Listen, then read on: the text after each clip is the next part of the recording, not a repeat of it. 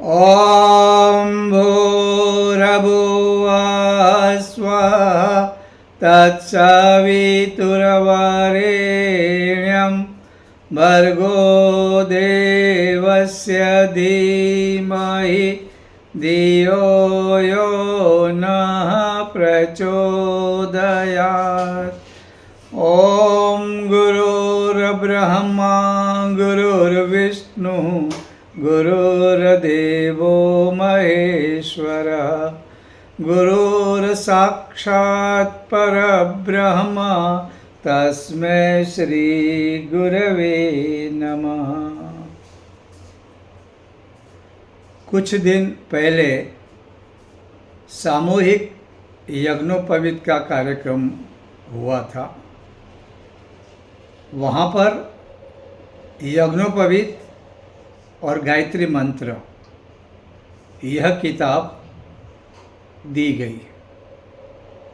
अब बच्चों ने तो वो किताब पढ़ी, उन्हें अच्छा लगा, लेकिन कुछ लोगों ने पूछा कि ये किताब हमें भी चाहिए, या गायत्री मंत्र का जो महत्व है इसके बारे में हमें समझना है। तो हमने सोचा यह बात हम कर लें। सबसे पहली बात, गायत्री मंत्र का अपना महत्व है। हमारे यहाँ जितने भी अवतार ऋषि मुनि और ज्ञानी हुए, उनके जीवन में गायत्री मंत्र दिखता है। तो इस गायत्री मंत्र का हम अर्थ समझकर सबसे पहले हमारे महान लोगों ने, ऋषियों ने, अथवा हमारी जो महान किताबें अर्थात ग्रंथ हैं, उनमें गायत्री मंत्र के बारे में क्या कहा गया है, इसके बारे में हम बात करेंगे। तो गायत्री मंत्र का महत्व हमें आसानी से समझ में आएगा। तो आज हम यही काम करेंगे। गायत्री मंत्र अधिकतर लोगों को पता है। परम पूज्य गुरुदेव पंडित श्री राम शर्मा आचार्य, उन्होंने गायत्री मंत्र को गांव-गांव, घर-घर, नगर-नगर और सिर्फ भारत में नहीं, विश्व भर में पहुंचाया, उसका महत्व समझाया और लोग अपना जीवन बदलने लगे।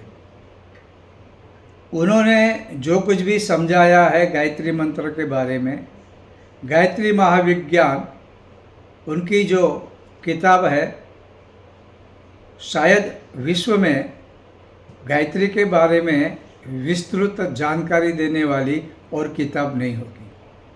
हाँ, ऐसा हुआ है। हमारे यहाँ बहुत से ज्ञानी लोगों ने गायत्री मंत्र के बारे में लिखा है, उसमें कोई शंका नहीं है। लेकिन जितना डिटेल में ज्ञान दिया गया है वह सचमुच में अद्भुत है। तो आज हम लोग जो परम पूज्य गुरुदेव ने गायत्री मंत्र का अर्थ समझाया है, उसे समझ के फिर महान पुरुषों ने गायत्री मंत्र के बारे में जो जो बोला है उसे जानेंगे। इससे क्या होगा, हमारी श्रद्धा दृढ़ होगी और नियमितता से हम गायत्री जप करेंगे तो हमारा जीवन विकास भी आसानी से होगा। अब जैसे गायत्री मंत्र सभी को पता है, सभी को नहीं तो अधिकतर लोगों को पता है। ओम भूर्भुवः स्वः तत्सवितुर्वरेण्यं भर्गो देवस्य धीमहि धियो यो नः प्रचोदयात्। अभी ओम ये परमात्मा का नाम है। ये अनाद नाद कहा जाता है। कोई भी मंत्र हो, वैदिक मंत्र हो, तो उसका प्रारंभ ओम से होता है। तो भू का मतलब होता है प्राण स्वरूप। हाँ, ये भगवान के विशेषण हैं। भुवः का अर्थ होता है दुख नाशक। जो दुखों को दूर करते हैं। स्व का अर्थ होता है सुख स्वरूप, सुख देने वाला। भगवान सुख धाम है, ये हम लोगों ने बार बार सुना है। और फिर कहा तत् मतलब वह, सवितुर यानी कि तेजस्वी, वरेण्यम श्रेष्ठ, भर्गो जो पाप नाशक है, देवस्य जो देव स्वरूप है, धीमहि मतलब हम ध्यान करते हैं, हमारे अंतर आत्मा में धारण करते हैं। धियो, धियो को मतलब होता है बुद्धि, और ये बुद्धि, इसके बारे में आगे देखो तो धियो यो नः, वह जो नः का मतलब ना नहीं होता है। और इसमें जो गायत्री मंत्र की विशेषता है वो व्यक्तिगत लाभ के लिए नहीं मांगा है, मेरी बुद्धि नहीं बोला है, हमारी बुद्धि। संस्कृत में न का मतलब होता है हमारी, यानी हमारी सभी की बुद्धि मेरी बुद्धि अच्छी रहेगी, बाकी लोगों की दुर्बुद्धि रहेगी, मैं सुखी हो और बाकी दुखी, तो ये मामला ठीक नहीं होता है। तो हमारे ऋषियों ने मैंने कहा न मतलब हमारी सभी की बुद्धि है ना, वो कैसी हो कि प्रचोदयात यानी कि सन्मार्ग पे चलने वाली हो। और ये हम लोग भगवान से मानते हैं कि आप इसे प्रेरित करो। हमारे प्रयत्न, हमारी मेहनत कभी कभी काम नहीं करती, लेकिन हम प्रयत्न करें, लेकिन आखिरी भगवान के शरण जाके हे भगवान, हे परमात्मा, आप इसे प्रेरित करें। तो ये गायत्री मंत्र और उसका हम लोगों ने अर्थ देखा। अभी इसे सभी ने जाना है। आज पूरे विश्व भर में गायत्री परिवार और ऐसे अनेक और सज्जन, सत्संग स्वाध्याय करने वाले लोगों ने समझा है और जन जन तक फैलाया है। गायत्री मंत्र के बारे में जो गलत फहमियाँ थी वह दूर हुई। नारी को भी अधिकार है और नारियां भी बहुत कुछ कर रही हैं। विद्यार्थी, राजकारणी, पत्रकार, सभी के जीवन में गायत्री मंत्र ने बहुत ही लाभ दिया है। अभी हम देखेंगे कौन से महान लोगों ने गायत्री मंत्र के बारे में क्या क्या कहा है। क्या होता है, सामान्य लोग बात करेंगे तो उसका प्रभाव इतना नहीं पड़ता जितना प्रभाव जब हम किसी महान पुरुषों की मुंह से सुनते हैं या उनका लिखा हुआ पढ़ते हैं। यह ह्यूमन साइकोलॉजी है। तो हम लोग देखते हैं कि सबसे पहले जो ज्ञान का भंडार है, विश्व का सबसे पुराना ज्ञान भंडार, वो वेद है। अब वेद में गायत्री मंत्र के बारे में क्या कहा गया है? वेद में कहा है कि गायत्री मंत्र आयु, प्राण, शक्ति, कीर्ति, धन और ब्रह्म तेज देने वाली है। देखो, अभी पहली बात तो ये वेद में कहा है। यहाँ पे वेद कुछ गलत नहीं लिखेगा। वेद का जो ज्ञान है वह किसी व्यक्ति के द्वारा लिखा नहीं गया है।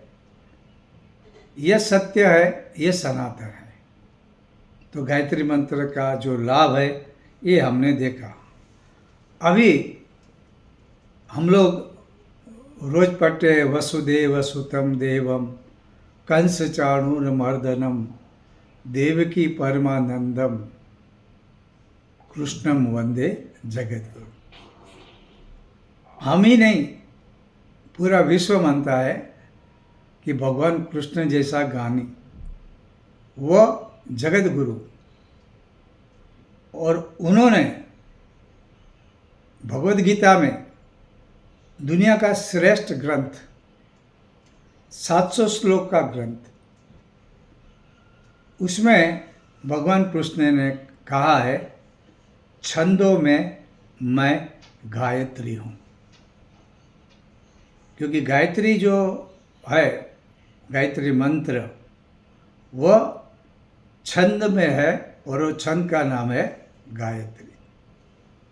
ये भगवान कृष्ण ने कहा।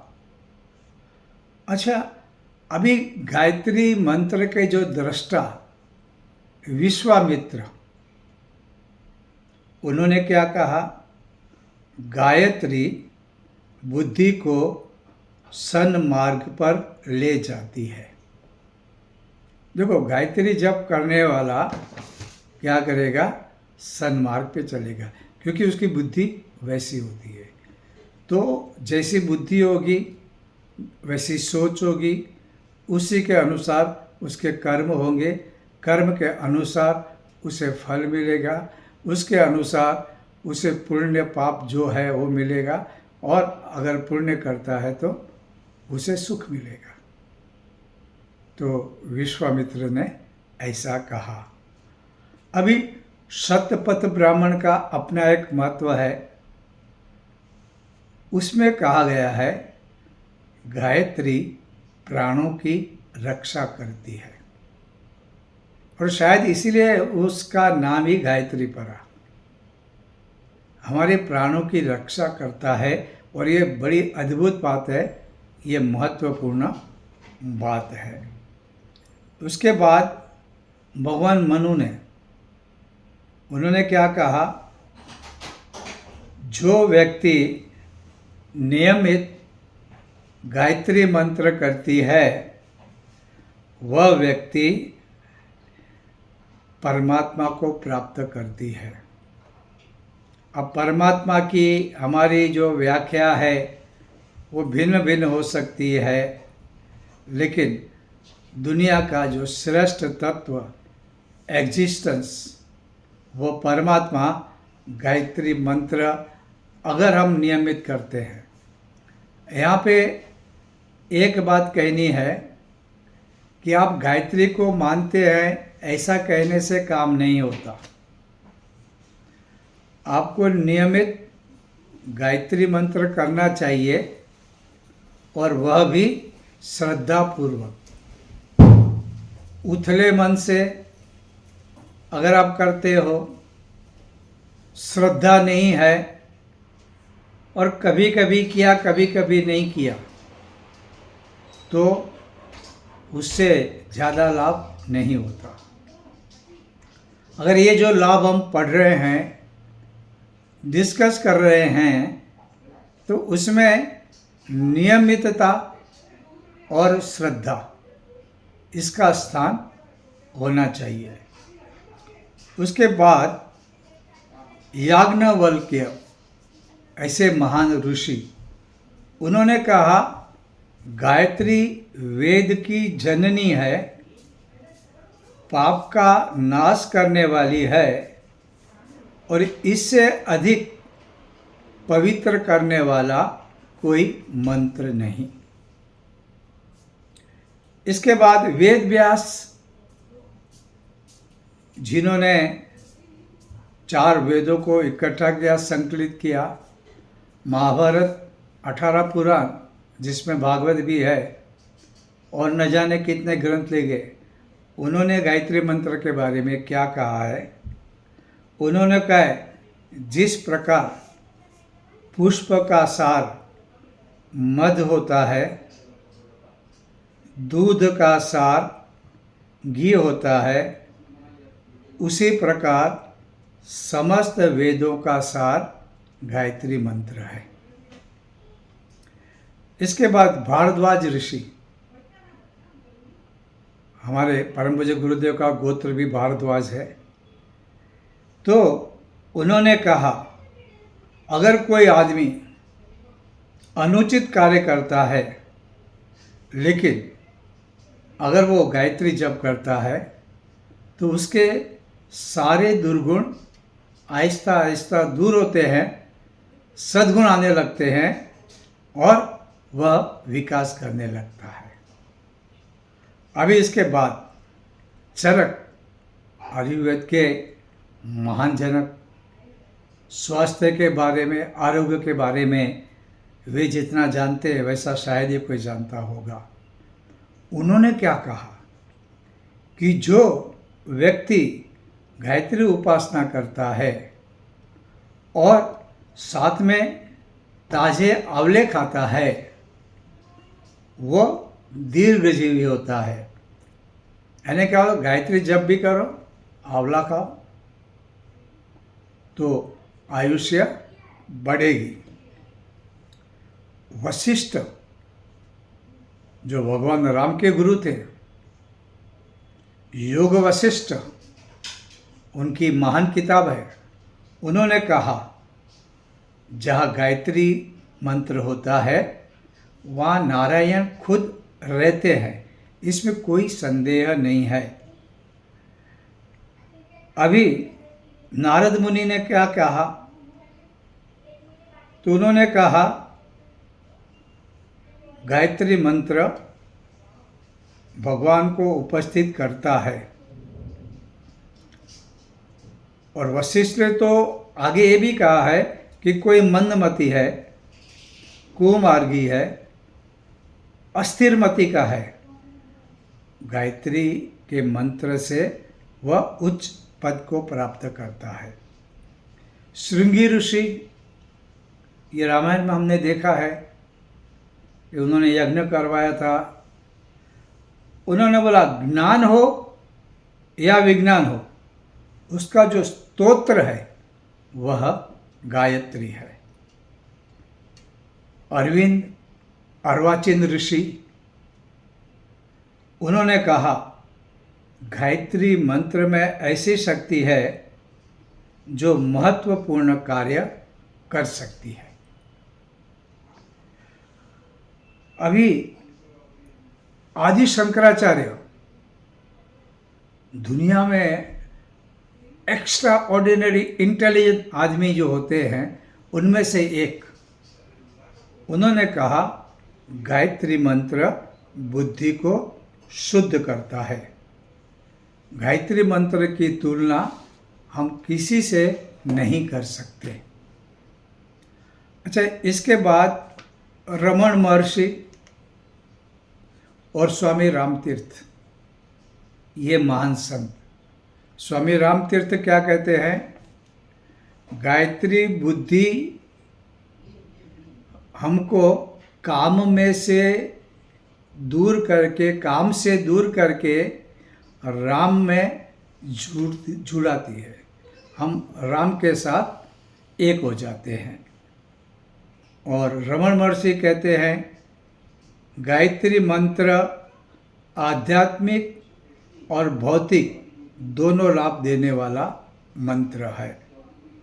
अच्छा, स्वामी शिवानंद, उन्होंने कहा गायत्री मंत्र से शरीर निरोगी, स्वभाव नम्र, बुद्धि सूक्ष्म और स्मरण शक्ति अर्थात मेमोरी, उसका विकास होता है।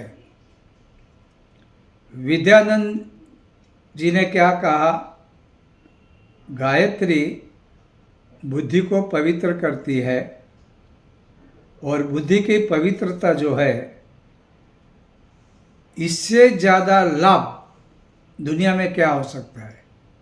अगर भगवान से मांगना है तो सद्बुद्धि मांगनी चाहिए, और सद्बुद्धि से बड़ा कोई वरदान नहीं हो सकता। महात्मा सर्वानंद जी ने, उन्होंने कहा गायत्री मंत्र ये प्रभु को याद करने का आर्यों का पुराना तरीका है। अच्छा, भीष्म पितामह महान ज्ञानी थे, इतने ज्ञानी थे कि जब बाणशैया पे थे तो भगवान कृष्ण ने युधिष्ठिर को कहा, दुनिया में ज्ञानी लोग बहुत कम आते हैं, भीष्म पितामह ऐसे है, तुम जाके नम्र बन के उनसे ज्ञान प्राप्त करो। ऐसे भीष्म पितामह कहते हैं, जो गायत्री मंत्र करता है और गायत्री मंत्र को जानता है वो कभी दुखी नहीं होता। अच्छा, महात्मा गांधी ने कहा, गायत्री यह संकटों का निवारण करती है। लोकमान्य तिलक जो राजकारण में तो थे, लेकिन वे महान अध्यात्मवादी थे। उन्होंने भगवत गीता पे पर भी भाष्य लिखा है। कर्म योग पर उनका विशेष जोर था। उन्होंने कहा, कुमार्ग से, गलत रास्ते से वापस लाने वाला जो मंत्र है और जो श्रेष्ठ मंत्र है वह गायत्री है।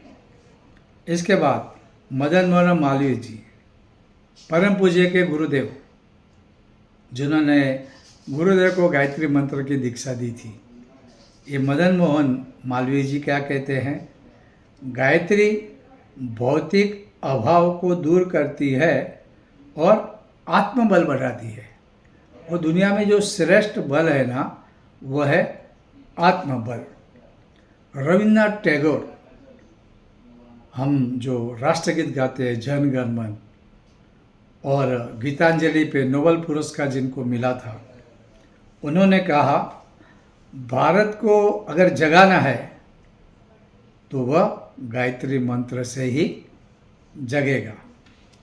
और इसके बाद रामकृष्ण परमहंस, विवेकानंद के गुरु, उन्होंने कहा कि गायत्री मंत्र से अनेक प्रकार की सिद्धियां प्राप्त होती है। गायत्री मंत्र की शक्ति महान है। महाभारत, जिसे हम पंचम वेद कहते हैं, उसमें लिखा है, गायत्री मंत्र से ग्रह नक्षत्र की खराब असर दूर होती है। गायत्री चालीसा जो परम पूज्य गुरुदेव ने लिखी है, बहुत से लोगों को पता नहीं, ये गायत्री चालीसा लिखने वाले, जैसे हनुमान चालीसा संत श्री तुलसीदास ने लिखी, ऐसा गायत्री चालीसा परम पूज्य गुरुदेव ने, उसमें भी दिया है, ग्रह नक्षत्र ब्रह्मांड गनेरे, सब गतिवान तुम्हारे प्रेरे। अच्छा, अभी परम पूज्य गुरुदेव खुद क्या कहते हैं कि सद्ज्ञानी उपासना, सद्ज्ञान की उपासना ये गायत्री है। और गायत्री साधक को आत्मिक और सांसारिक, अध्यात्म में बढ़ना है ठीक है, गायत्री मंत्र मदद करेगा।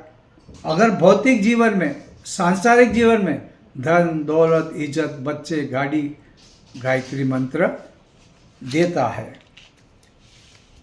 तो ये जो महान लोग थे, उन्होंने गायत्री मंत्र के बारे में जो जो कहा, ये हमने डिस्कस किया। अब गायत्री मंत्र, जैसे हम लोगों ने बात की कि सद्बुद्धि देने वाला मंत्र है, और सद्बुद्धि से ज़्यादा वरदान कोई नहीं हो सकता। सद्बुद्धि आती तो सब कुछ ठीक चलता है। अध्यात्म का ज्ञान हो, आत्मज्ञान हो, भौतिक कोई भी अज्ञान, अभाव और अशक्ति, गायत्री उपासक के पास ज्ञान आने लगता है। अज्ञान चला जाएगा, क्योंकि अज्ञान ही दुख का कारण है। विपरीत ज्ञान ही दुख देता है। अभाव, धन दौलत, प्रेम करने वाले व्यक्ति, ये ना हो तो जीवन जीने जैसा नहीं होता है। गायत्री मंत्र से अभाव, और गायत्री उपासना जो सचमुच श्रद्धापूर्वक नियमित करता है, उसे कभी पैसे धन की तंगी नहीं आएगी। और शक्ति, अशक्ति जो है, आपको पता है, अशक्त आदमी कोई उसे साथ देता नहीं। प्रकृति भी अगर जाएगा, ठंडी में जाएगा तो सर्दी जुकाम हो जाएगा, दूध पिएगा तो पेट में दर्द हो जाएगा। अशक्त को कोई खड़ा भी नहीं करता। अशक्त के विचार कितने अच्छे हो तो भी उसका कोई इज्जत नहीं है। शक्ति का अपना महत्व है, लेकिन गायत्री मंत्र से आदमी शक्तिवान बनता है, शक्तिशाली बनता है। ये हम लोगों ने गायत्री मंत्र के बारे में बात की। यज्ञोपवीत के समय पे गायत्री मंत्र दिया जाता है, गायत्री मंत्र का तत्व ज्ञान समझाया जाता है और इस तरह से। और ये ऐसा नहीं है कि यज्ञोपवीत लेने वाले बच्चे ही गायत्री मंत्र का अर्थ समझे। ये सभी के लिए, विश्व मानव के लिए, मानव मात्र के लिए, क्योंकि सभी को आगे बढ़ना है। सुख और धन दौलत समृद्धि ये सबका जन्मसिद्ध अधिकार है। गायत्री मंत्र की उपासना से ये प्राप्त होता है। और जैसे हम लोगों ने कहा, जप तप की बात हो, ग्रह नक्षत्र की बात हो, भूत प्रेत की बात हो, वास्तु की असर हो, वातावरण की असर की बात हो, गायत्री मंत्र। और विज्ञान भी कहता है प्रति सेकंड 1,10,000 तरंगे गायत्री मंत्र जब बोले जाते हैं तो उत्पन्न होते हैं। गायत्री मंत्र बोलने वाले के शरीर में तो और उसके मन में तो फर्क होता है, लेकिन आसपास के वातावरण में भी और आसपास की वस्तुओं में भी और आसपास की व्यक्तियों में भी अच्छा लाभ होता है। और ये सारी चीज़ें आप माने मत मानिए, करके देखो। अगर गायत्री जब नियमित करते हो तो देखो आपको कितना लाभ होता है। अगर होता है तो आप नियमित करें और मुंह मीठा अकेले ना करें, प्रसाद अकेले न खाए, ऐसा कहा जाता है। उसी तरह ये लाभ अकेले न लें, सभी को ये बातें, ये ज्ञान की बातें बताओ तो आपका भी कल्याण होगा और आपका घर भी सुखी बनेगा। संसार सर्वे भवन्तु सुखिनः, ये भावना भी हमारी सच होगी। आज के लिए बस इतना।